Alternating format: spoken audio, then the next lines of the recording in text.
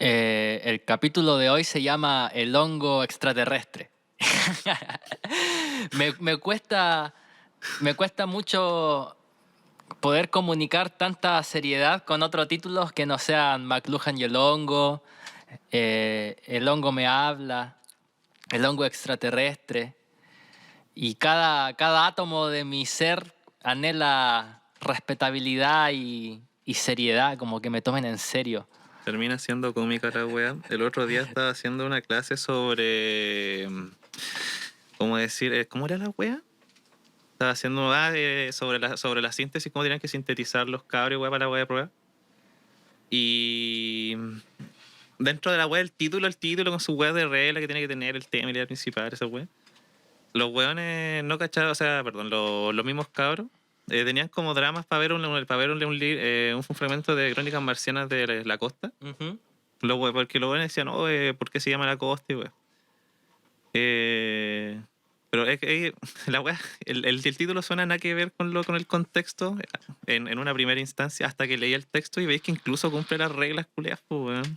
Aún así, aún saliéndote de esas reglas, termina teniendo sentido y terminé cumpliendo la regla de condensarle, de resumir el contenido de la clase. Una vez, una amiga me dijo, tu superpoder es explicar una weá muy compleja como si fuera una weá muy fácil. Así como muy simple. Me gustó mucho como captar esa misión porque es lo que me gusta hacer, ¿no? Como tomar algo muy abstracto, muy complejo y ponerlo como en una imagen simple o una imagen fácil de digerir, que sea nutritivo, como diría Jorge. El hongo extraterrestre. Como hablaba que es necesario forzar la evolución del lenguaje hacia la imaginación, me hago nuevamente algunas preguntas como ¿cuál es el límite evolutivo para ampliar nuestro lenguaje? ¿Cuál es el límite evolutivo para expandir nuestra conciencia? ¿Qué tipo de lenguaje hablaríamos con un extraterrestre? O sea, ni siquiera nos podemos comunicar bien entre nosotros que hablamos el mismo hablamiento y nos vamos a comunicar en el lenguaje de los lenguajes con otra especie. Si no sabemos ni siquiera eso, no podemos explicar el origen de la conciencia humana con la teoría de la evolución, ¿cómo estamos tan seguros de que todas las especies de vida que hay en el planeta evolucionaron todas aquí? Justita todas aquí evolucionaron. O sea, el ADN y el secuenciado genético recién empezó en los 50, en los 60 más o menos.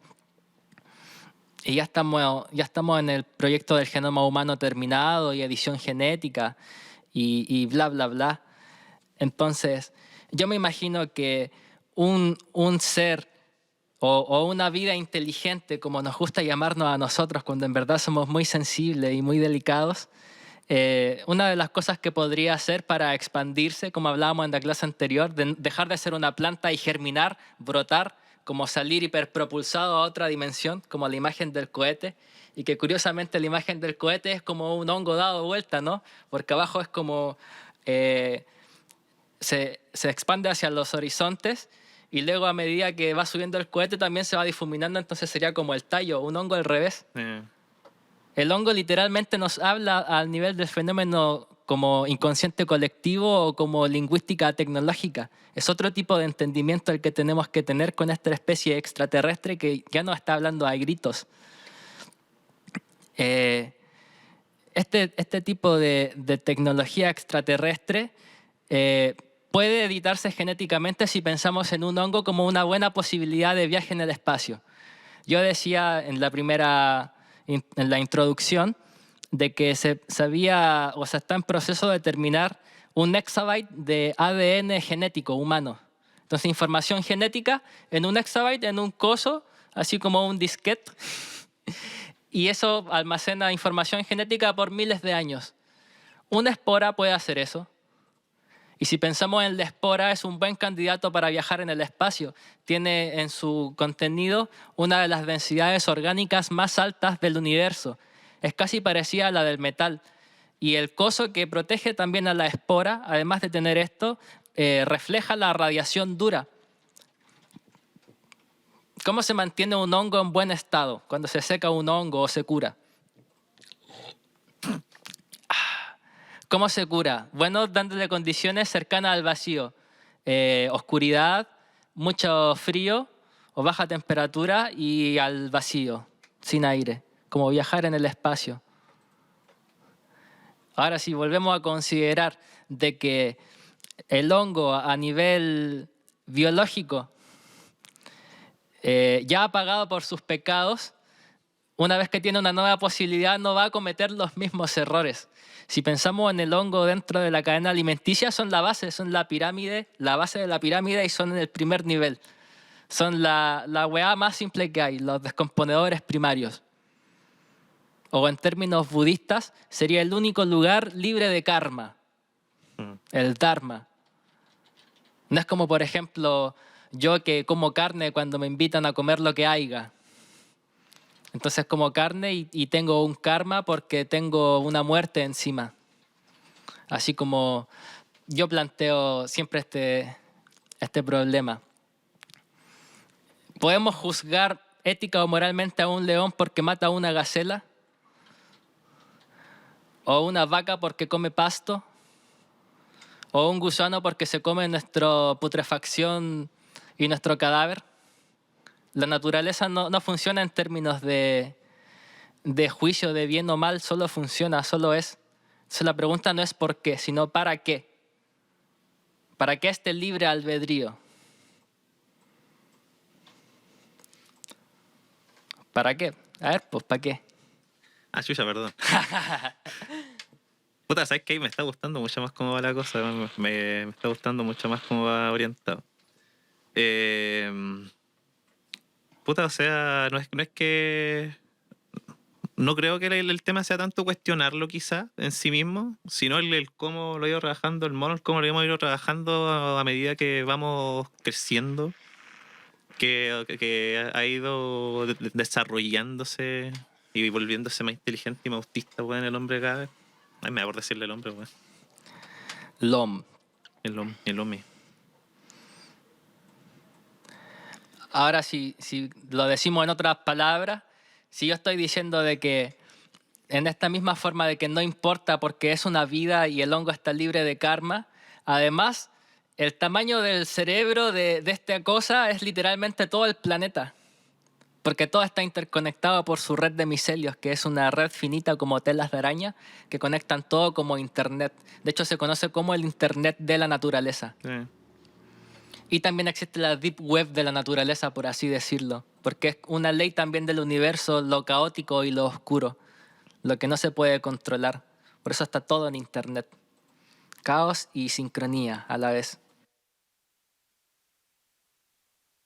Bueno, el hongo como objeto entonces tendría la masa cerebral de todo el planeta y si medimos la inteligencia en el tamaño del cerebro, creo que claramente es un mensaje de una conciencia superior o un otro superior en términos de tecnología, porque si es un catalizador de la imaginación, entonces literalmente es el que tiene la llave a la imaginación. El que te está enseñando es como tu maestro de la imaginación. Les voy a contar una anécdota muy graciosa.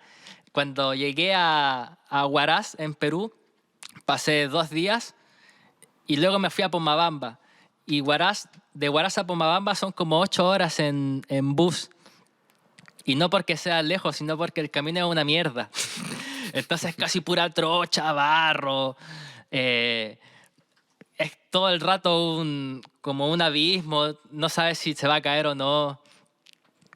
Y a veces va a 8 kilómetros y de pronto va a 60 volándolo por el abismo. Y todo el rato es montaña, sierra, selva, río, cascada.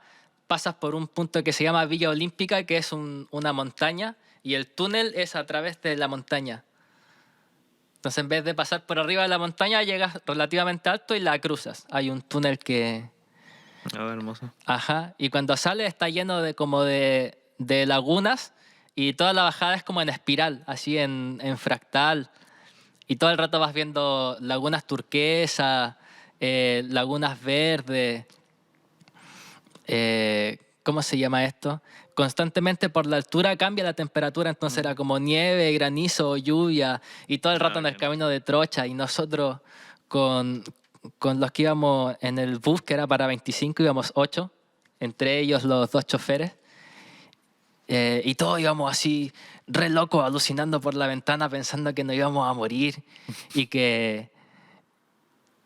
de que en cualquier momento ya era el fin y se caía y ya estábamos todos así como rezando y teniendo alucinaciones y visiones y revelaciones, arrepintiéndonos, como entrando en un estado psicodélico solo a partir del viaje en sí mismo. Y es curioso porque el término viajar o el término trip en inglés relacionado con viajar, que son sustancias que excitan y activan tu glándula pineal, haciéndola segregar más DMT, hacen que viajar a otro país también haga segregar más DMT de forma natural. Porque hay una disolución de límites. Porque el límite del alfabeto visual es la cultura. Consumir cultura. Y lo que dice el alfabeto fonético es crear cultura. Por eso tenemos que crear, por eso nuestra función es hacer arte, es consumir arte para crear arte. Pero es también incluir el concepto de unificarlo, quizás no de unificarlo así de una forma de imponer una unificación, pero tener una unificación. Es más que una unificación, es tener el mismo entendimiento de qué va la cosa. Claro. A nivel planetario. Entonces, todo el planeta está hablando un lenguaje porque ninguna otra especie está alarmada por lo que pasa y de hecho están sacando ventaja y beneficio. ¿Y por qué nosotros justo esta especie única, especial, tan bonita con lenguaje es la que está siendo como más afectada? En términos de sufrimiento y de martirio y de buscando culpables, etcétera, etcétera. Porque no estamos hablando el lenguaje planetario. A eso va la lingüística tecnológica, ¿no? Hay una falla en la Matrix. ¿Cómo se invirtió esto? ¿Cómo cambiamos la situación? ¿Cómo hablamos el lenguaje planetario? ¿Cómo hablamos el lenguaje del inconsciente? ¿Cómo hablamos el lenguaje de los sueños, por ejemplo? ¿Qué diría Jung a nivel de un arquetipo del inconsciente colectivo? El hongo es un inconsciente del arquetipo colectivo. Un comportamiento heredado, una figura, un mito, algo que recordamos. Es como eso que perdimos y se nos olvidó. Es como del paleolítico del que nos echaron. Puede ser que el hongo sea el fruto prohibido a nivel de lenguaje o de historia o de metáfora. No lo coman porque serán como nosotros, infinitos. Como Dios, ¿no? Dios es infinito, nosotros somos pequeños dioses. Malditos católicos, man. Malditos religiosos, mejor dicho, en general. Y la pregunta no es por qué, para crear consenso, sino es para qué.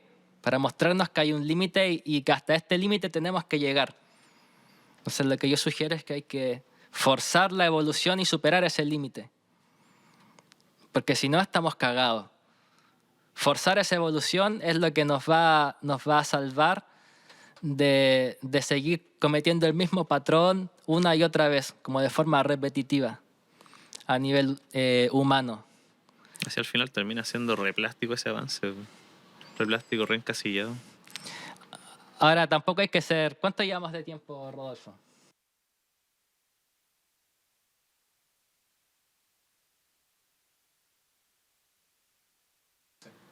Buena.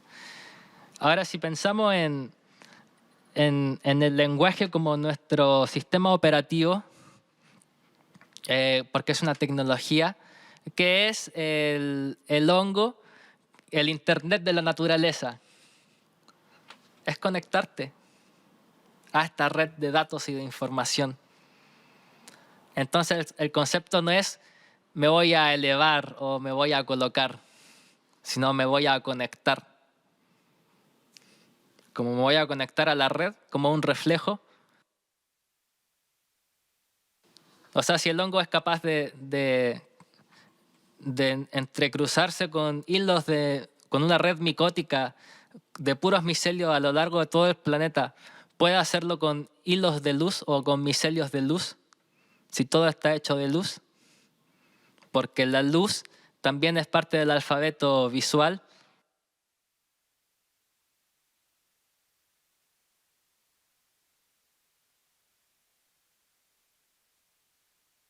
O sea, una especie que se puede reingenierizar a sí misma en forma de espora para poder navegar en el espacio con su capa protectora capaz de viajar en el vacío y reflejando la radiación dura, y cuando encuentra un planeta agradable, se lo chapa y se mete al planeta. Y si eres un hongo, vives barato. Esa es la cosa. La única forma en que se muere un hongo es que el planeta mágicamente se intoxique y desaparezca de la noche a la mañana, o que la estrella principal, o sea, el Sol, explote. Son las únicas dos formas de que la weá se muera. Es prácticamente inmortal. Y ninguna de las dos es controlable, así que la verdad es que tampoco importa mucho como va a considerar. Consideremos que una espora puede llevar exabytes de comunicación y por eso nos conecta a esta red. Por eso apunto a la metáfora de que el lenguaje, que es como nuestra esencia, nuestro aliento divino, es como, me gusta usar este ejemplo. Traten de respirar muy profundo y vean todo lo que puedan aguantar sin botar el aire. Y en un momento más tarde que temprano van a volver a respirar. Es como la marea. Revienta, se recoge. Revienta, se recoge. No puede parar, porque siempre tiene que seguir el movimiento. Es como un motor de vida, algo que no se puede apagar y que no puedes detener. Lo mismo con el lenguaje. No lo puedes detener, no lo puedes parar. Y lo que yo digo es que hay que empujarlo. Por eso me refiero a forzarlo a evolucionar. ¿Y cómo lo empujamos? Bueno, con un catalizador del lenguaje, que es literalmente subir a ese aliento divino, a ese motor de tu vida, a tu esencia, a tu pureza, esa voz en silencio que suena cuando lees algo en silencio. Que no puede existir el no silencio, porque eso significa que No todo habría está sonido. detenido, porque todo está congelado. Algo te iba a decir. Es alcanzar la velocidad de la luz. La imaginación es la velocidad de la luz y nuestro lenguaje es el pasajero, y esa es la dimensión. Entonces lo que yo estoy sugiriendo es que literalmente la imaginación es otra dimensión, donde funcionan otras reglas, otras formas, otro lenguaje, otro entendimiento, y todo lo que nosotros tenemos acá no sirve. ¿Y sería necesario quizás, crees tú, tener siempre o estar necesitando constantemente ese empuje? Que no habrá como un punto en el que simplemente que exista una conexión mayor y que se mantenga.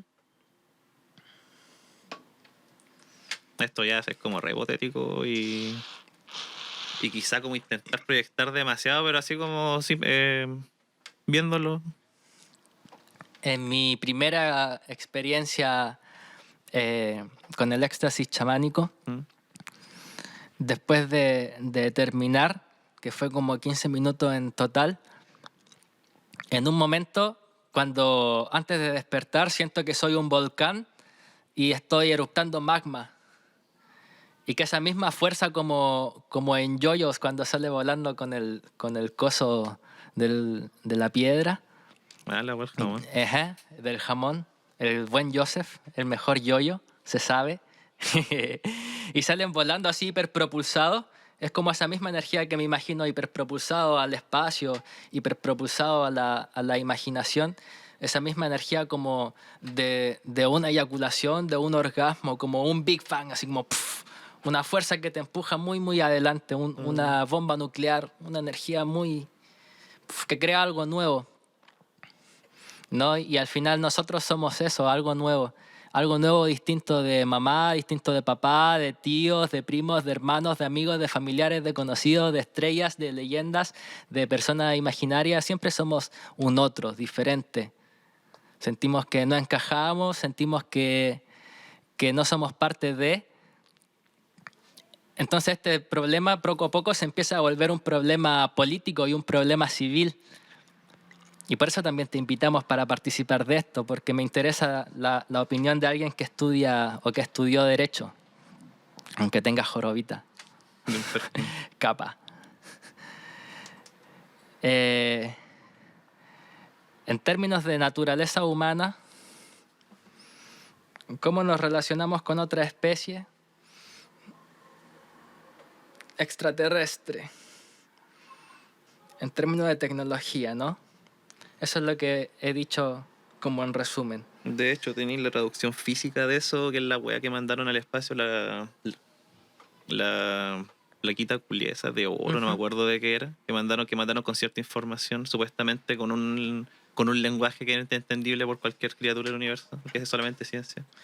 Ah, ya recordé lo que estaba diciendo, gracias. Cuando salí de toda esta energía como de entender de dónde nace esa hiperpropulsión, esa catalización, como ese momento único, fue como, para mí, al momento de despertar, fue como la sensación de un mono descubriendo el fuego. Fue así como, wow, qué weá. Es como, no sé qué hace, no sé cómo funciona, lo uso y es como el éxtasis porque tienes el fuego, puedes cocinar, por ejemplo, te puedes abrigar, puedes ver. ¿Tuviste tu novedad? Eres la novedad. ¿Qué otra especie ha descubierto el fuego? A ver. Y con descubierto me refiero a que pueda usar el fuego a conveniencia. Eso es lo que aparece en Mowgli, ¿no? Es el miedo que le tiene el tigre al coso. Porque es la única especie que sabe usar el fuego. Entonces, para mí la importancia de descubrir el fuego me asombró tanto que me hizo cuestionarme muchas cosas. Por ejemplo, que cuando yo entré en esa experiencia había leído un montón de libros, había estudiado un montón en la universidad y yo me creía muy inteligente, iba así con mi filosofía cuántica en la mochila y me entero de que estoy en las mismas condiciones que un mono hace 5 millones de años. No sé qué weá es el fuego. Lo puedo describir, puedo decir cómo funciona, qué hace, pero en su esencia, así como en la misma esencia del lenguaje que hemos estado tratando de buscar, yo no sé cuál es la esencia del fuego, para qué el fuego, como objeto lingüístico. Y siento que de la misma forma, a lo largo de esa experiencia, la he podido visualizar en, en términos de un nuevo mito. Y con mito me refiero como a figuras o símbolos, otro tipo de entendimiento. Mm. Un lenguaje más de la perra de mi vecina que la mascota de mi vecina. Es como otro nivel dimensional. Por eso digo que la imaginación es otro nivel. Y que trasciende más el tiempo, justamente. Ajá, y entendiendo el tiempo como un patrón. Y por eso no es un péndulo, como decía una profesora, no es el péndulo del arte, es el fractal del arte. Siempre renovando, siempre reciclando, siempre cumpliendo la función del tétrade, siempre haciendo el mismo proceso de acelerarse, reutilizar, que se desgasta, que renueva, ¡pum! La novedad, ¡pum! La novedad. Ese es el lenguaje. Si sabemos cómo se usa tecnológicamente, podemos dar ese salto y salir hiperpropulsados. Entonces, para mí, explorar la dimensión de la imaginación es literalmente el mito de descubrir el fuego por segunda vez. Ah, ya. No es abrir la caja de Pandora, es que la caja de Pandora siempre estuvo abierta y siempre estuvo ahí y siempre ha estado ahí y el hongo nos ha estado llamando todo este rato a nivel del inconsciente colectivo. ¿Y cuál es el lenguaje del inconsciente? Las imágenes. El coso del alfabeto visual. ¿Cómo lo relacionamos con el alfabeto fonético? Bueno, esas y otras preguntas vamos a responder en la siguiente clase cuando sigamos hablando ahora del inconsciente colectivo y de los sueños, porque no es casualidad de que el lenguaje del inconsciente sea un lenguaje de metáforas, o sea, otro nivel de lenguaje. Y de los sueños también es algo que no se habla mucho o que es un tabú, porque esconden la naturaleza del ser humano. Tú como abogado, ¿qué podrías decir? ¿Se puede juzgar a un hombre en un juicio por su inconsciente, por sus sueños? Pero si ahí está el aforismo viejo, sé que no se puede juzgar no se puede juzgar ¿cómo decir? El fuero interno. Lo que ocurre en el fuero interno no se juzga, solamente los hechos, solamente lo que se manifiesta. Y podemos, de la misma forma, con un sueño, conocer la naturaleza humana y por tanto juzgar algo humano bajo esa misma lógica. Cuando sabes juzgar, ¿lo estáis usando de forma negativa el término juzgar o solamente en su concepto de dar un juicio, De darle una explicación en el alfabeto visual, Ah, en vez de solo aceptarlo como es en el alfabeto acústico. desde ahí... Vamos a dejar la pregunta. Bueno, hasta acá llega este capítulo. Nos vemos en el siguiente. Adiósito.